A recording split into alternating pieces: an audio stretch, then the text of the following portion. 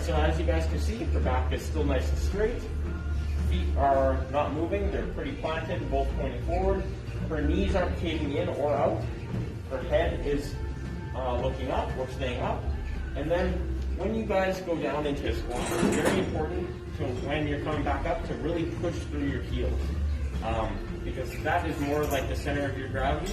And if you point more on your toes or lean a little too far back, you'll kind of from side to side. Now, a lot of people have the misconception of when you come up to the top, you have to like really squeeze everything and lean forward into it to make sure everything's active. There is like a do and don't for that, because of course you want to squeeze everything and keep it tight when you come to the top, have a good walkout.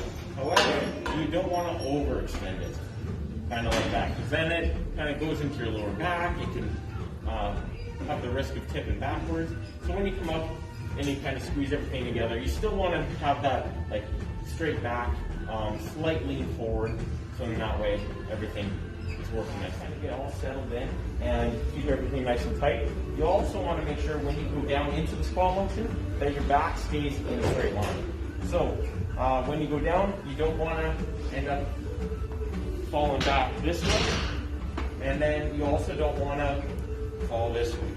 Now, a lot of beginners have the habit of either not going too low, or if they do go too low, or low enough, when they come up, they press with their legs first, and then try to stand up with their back.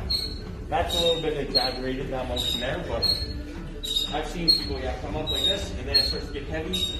They come up like this, and then they try to force up with their back, and sometimes it's easy to fall forward that way. You want to make sure that everything comes up together. It's kind of similar to some other exercises like the deadlift, where you never want one part of your body working at one time. You want everything to work together on the compound movement.